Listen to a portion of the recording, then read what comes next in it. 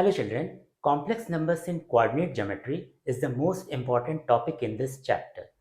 Before we start this topic, I want to cover a couple of points in cube roots of unity which I forgot to mention in my previous video. We have seen that cube roots of unity are 1, omega and omega square, where omega is equal to minus 1 plus root 3i by 2 and omega square is equal to minus 1 minus root 3i by 2. If we do square of minus 1 plus root 3i by 2, we will get minus 1 minus root 3i by 2. That is why this is omega square. Point number 1. When three roots are added, that means 1 plus omega square, we will get 0. Point number 2. When three roots are multiplied, that is 1 into omega square, that is omega cube. So we will get 1. We need to keep in mind these two identities. 1 plus omega square is equal to 0 and omega cube is equal to 1. They will help us solve many questions. Point number 3. Complex roots are in conjugate pairs. In this case, there are three roots. One is purely real. Omega and omega square are conjugate of each other, as it is clear from here. Let us start complex algebra. We know that complex plane and Cartesian plane are very similar. The only difference is in Cartesian plane, we used to represent equation of a straight line, distance between 2 points, equation of circle, etc. in x, y and constant. In complex plane, we represent all those things in terms of points and constants. Points such as z1, z2, z3, etc. and constants. Constants may be real or imaginary. So we need to study all those things we have studied in coordinate geometry with respect to complex plane. Let us say distance between 2 points. Suppose A and B are 2 points. They are represented by complex numbers z1 and z2. So vector AB is equal to z2 minus z1. Distance between these points is given by mod of vector AB, and that is equal to mod of z2 minus z1. Let us understand condition of parallel lines. Suppose there are 4 points A, B, C and D. They are represented by complex numbers z1, z2, z3 and z4. So we have to find out the condition that CD is parallel to AB. We will consider two cases. In case 1, vector CD is in same direction of vector AB, and in case 2, vector CD is in opposite direction of vector AB. In case 1, we will get unit vector CD by rotating unit vector AB by 0 degrees or not at all rotating. In case 2, we will get unit vector CD by rotating unit vector AB by 180 degrees. So in case 1, we can write unit vector CD is equal to unit vector AB into e to power I0. Unit vector CD is equal to Z4 minus Z3 upon mod Z4 minus Z3. And unit vector AB is equal to Z2 minus Z1 upon mod Z2 minus Z1. E to power 0 is equal to 1. So we get Z4 minus Z3 upon Z2 minus Z1 is equal to mod Z4 minus Z3 upon mod Z2 minus Z1. Mod is always positive and real. So mod of this upon mod of this will be real, or right hand side will be real. So the condition is Z4 minus Z3 upon Z2 minus Z1 is purely real. In case 2, we can write unit vector CD is equal to unit vector AB into e to power I pi. E to power I pi is equal to cos pi plus I sin pi. Value of cos pi is equal to minus 1 and value of sin pi is equal to 0. So we get Z4 minus Z3 upon Z2 minus Z1 is equal to minus mod Z4 minus Z3 upon mod Z2 minus Z1. So again, right hand side is real. So we get this condition Z4 minus Z3 upon Z2 minus Z1 is purely real. So in both the cases, we get the same condition. Now let us understand condition of perpendicular lines. Suppose there are 4 points A, B, C and D. They are represented by complex numbers Z1, Z2, Z3 and Z4. We have to find the condition that AB is perpendicular to CD.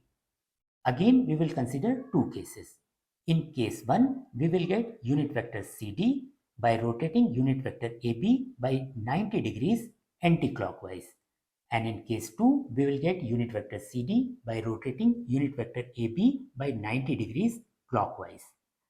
So we can write in case 1, unit vector CD is equal to unit vector AB into e to power I pi by 2.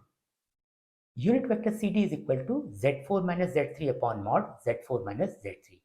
And unit vector AB is equal to Z2 minus Z1 upon mod Z2 minus Z1. E to power I pi by 2 can be written as cos pi by 2 plus I sin pi by 2.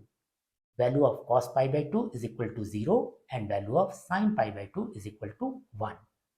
So we get Z4 minus Z3 upon Z2 minus Z1 is equal to mod Z4 minus Z3 upon mod Z2 minus Z1 into I. This part is purely real into I and that is purely imaginary. So we get this condition Z4 minus Z3 upon Z2 minus Z1 is purely imaginary. In case 2, we can write unit vector CD is equal to unit vector AB into e to power minus I pi by 2. E to power minus I pi by 2 can be written as cos minus pi by 2 plus I sin minus pi by 2. Cos minus theta is equal to cos theta and sin minus theta is equal to minus sin theta.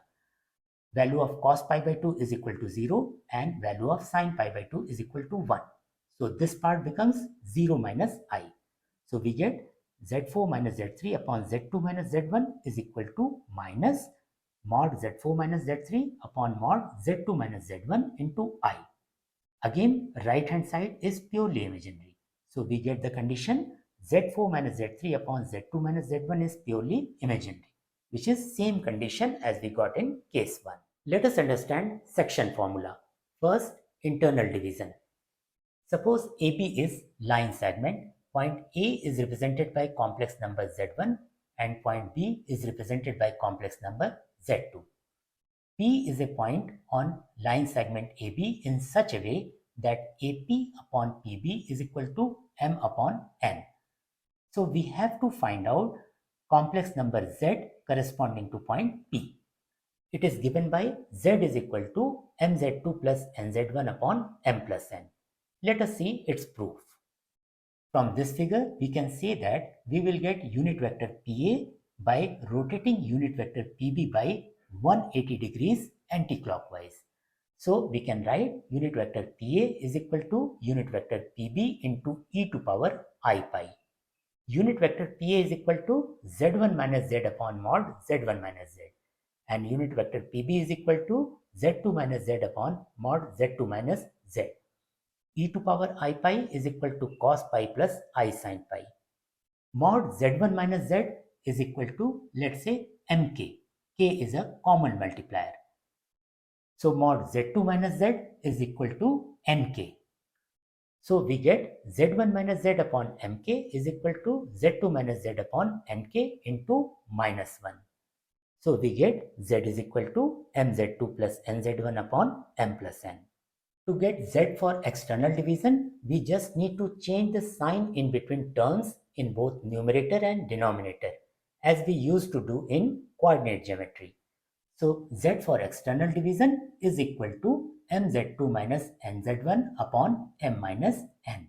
Let us find out midpoint of line segment joining 2 points Z1 and Z2. It is given by Z is equal to Z1 plus Z2 upon 2. Let us see its proof. From section formula for internal division, we know that Z is equal to mz2 plus nz1 upon m plus n. Divide both numerator and denominator by n. So we get m by n z2 plus z1 upon m by n plus 1. Here mk is equal to nk. That means m by n is equal to 1. So we will put m by n is equal to 1. So we get Z is equal to Z1 plus Z2 upon 2. Let us find out area of a triangle whose vertices are Z1, Z2 and Z3. It is given by delta is equal to I by 4 inside determinant Z1, Z1 bar 1, Z2, Z2 bar 1 and Z3, Z3 bar 1. We know that in coordinate geometry, area of a triangle whose vertices are x1, y1, x2, y2 and x3, y3 is given by delta is equal to 1 by 2 inside determinant x1, y1, 1 x2, y2, 1 and x3, y3, 1. We will start from here and reach here. So delta is equal to I by 4 inside determinant z1, z1 bar 1, z2, z2 bar 1 and z3, z3 bar 1. Suppose z1 is equal to x1 plus I by 1, z2 is equal to x2 plus I by 2 and z3 is equal to x3 plus I by 3. So z1 bar is equal to x1 minus I by 1, z2 bar is equal to x2 minus I by 2 and z3 bar is equal to x3 minus I by 3. We will add these two columns. So we can say I by 4 inside determinant 2x1, 2x2, 2x3. x1 minus I by 1, x2 minus I by 2, x3 minus I by 3. 1, 1, 1. We can take 2 out. So it will be 2I by 4 inside determinant x1, x2, x3, x1 minus I by 1, x2 minus I by 2, x3 minus I by 3, 1, 1, 1.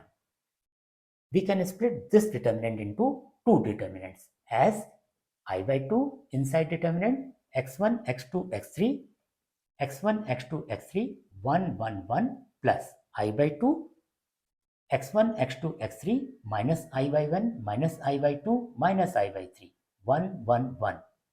Value of this determinant is 0 as two columns are same. Here we can take minus I out. So it will be I by 2 into minus I. Inside determinant x1, x2, x3, y1, y2, y3, 1, 1, 1. Value of minus I square is equal to 1.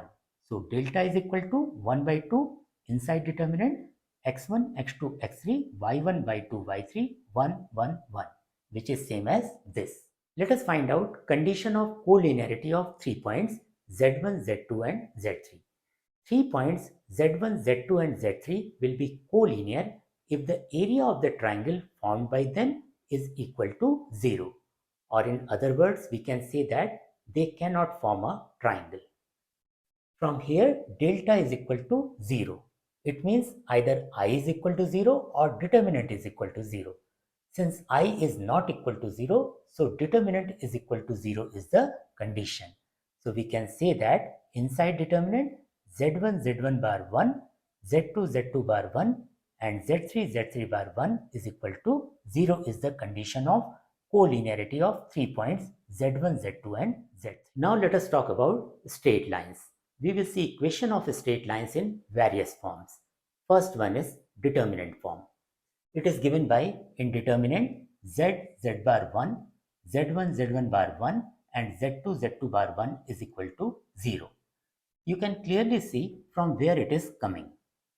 We have just now seen that 3 points z1, z2 and z3 are collinear if in determinant z1, z1 bar 1, z2, z2 bar 1 and z3, z3 bar 1 is equal to 0. In place of z1, z2 and z3, we will take z, z1 and z2, where z is a general point, z1 and z2 are given points. So we will say that locus of a point z is a straight line if it is collinear with two given points z1 and z2. Second one is general form. It is given by az bar plus a bar z plus b is equal to 0, where a is complex and b is purely real. It is derived from determinant form. Let us see how. Determinant can be expanded as z into, we need to hide row and column involving z and say that z1 bar into 1 minus z2 bar into 1. This is first term. Minus z bar. We need to hide row and column involving z bar and say that z1 into 1 minus z2 into 1. This is second term. Plus 1. We need to hide row and column involving 1 and say that z1 into z2 bar minus z2 into z1 bar. This is third term. That is equal to 0. So it becomes z into z1 bar minus z2 bar minus z bar into z1 minus z2 plus z1 z2 bar minus z2 z1 bar is equal to 0. This part is purely imaginary. Let us see how. Suppose z1 is equal to x1 plus iy1 and z2 is equal to x2 plus iy2. Then z1 bar is equal to x1 minus iy1 and z2 bar is equal to x2 minus iy2. Now we will do z1 z2 bar minus z2 z1 bar. So we get 2i into x2 y1 minus x1 y2, which is purely imaginary. To make this part purely real, we need to multiply both sides by I. So we will get I z into z1 bar minus z2 bar minus I z bar into z1 minus z2 plus I into z1 z2 bar minus z2 z1 bar is equal to 0. Now this part has become purely real. Take minus sign inside the bracket. So second term will be plus iz bar into z2 minus z1. Now assume I into z2 minus z1 is equal to a. So a bar is equal to I into z2 minus z1 whole bar. This is in the form z1 into z2 whole bar, and that is equal to z1 bar into z2 bar. So we can write I bar into z2 minus z1 whole bar. I bar is equal to minus I, and z2 minus z1 whole bar is equal to z2 bar minus z1 bar. So a bar is equal to minus I into z2 bar minus z1 bar. Take negative sign inside the bracket. So a bar is equal to I into z1 bar minus z2 bar. Now in this equation, in first term, in place of I into z1 bar minus z2 bar, we will write a bar. And in second term, in place of I into z2 minus z1, we will write a. So equation changes to a bar z plus az bar. In place of third term, we will write b. So equation will be a bar z plus az bar plus b is equal to 0, where a is a complex number and b is purely real. Third one is two-point form or parametric form. Suppose two given points are A and B. They are represented by Z1 and Z2. Extend line segment AB so that C lies on it. C is represented by general point Z. So we can write vector AC is equal to K times of vector AB. Vector AC is equal to Z minus Z1 and vector AB is equal to Z2 minus Z1. So z is equal to z1 plus k times z2 minus z1. This is two-point form or parametric form of a straight line, where z is any general point, z1 and z2 are given points, and k is a parameter. Now let us see distance of a point from a given line. In coordinate geometry, we have seen that distance of a point x1, y1 from a given line ax plus by plus c is equal to 0 is given by d is equal to mod of ax1 plus by1 plus c upon under root a square plus b square. Distance formula in complex plane is very similar. Suppose there is a point P which is representing complex number z1. Its distance from a given line az bar plus a bar z plus b is equal to 0 is given by d is equal to mod of az1 bar plus a bar z1 plus b upon mod a plus a bar.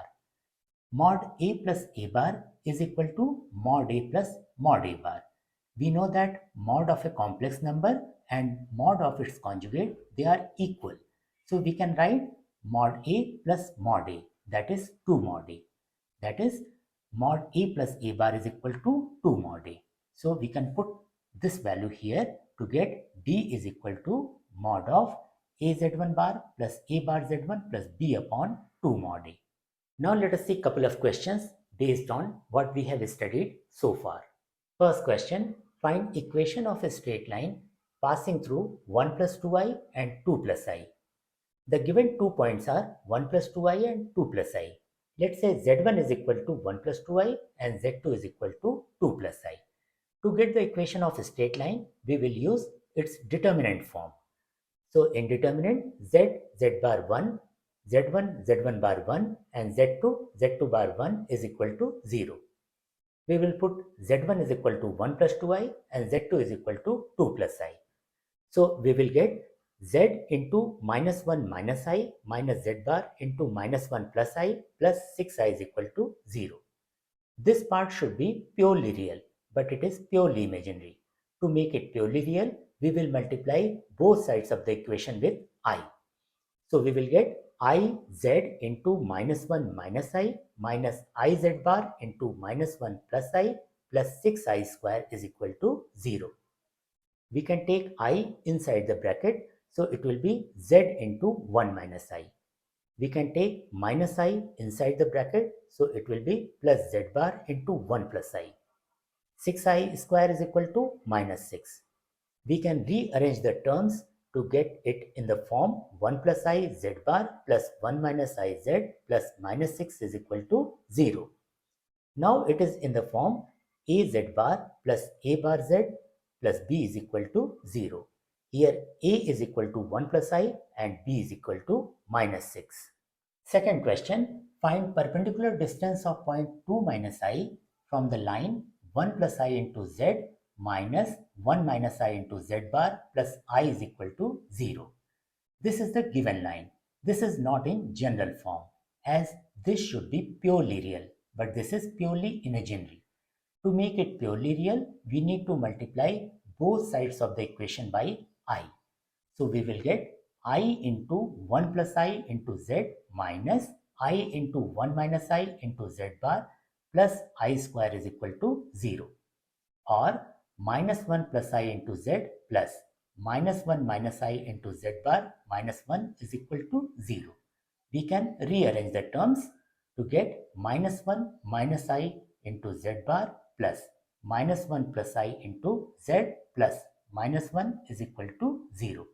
Now this is in general form as a z bar plus a bar z plus b is equal to 0. Here a is equal to minus 1 minus I and b is equal to minus 1. Perpendicular distance of a point from a given line is given by the formula d is equal to mod of a z1 bar plus a bar z1 plus b upon 2 mod a. Here z1 is the given point. So we will put the values a is equal to minus 1 minus I, z1 is equal to 2 minus I, z1 bar is equal to 2 plus I, b is equal to minus 1 to get d is equal to 3 upon 2 root 2. In next video, we will cover remaining part of straight lines. We will see triangles and circles as well. If you have a question, you can ask me on my Discord server.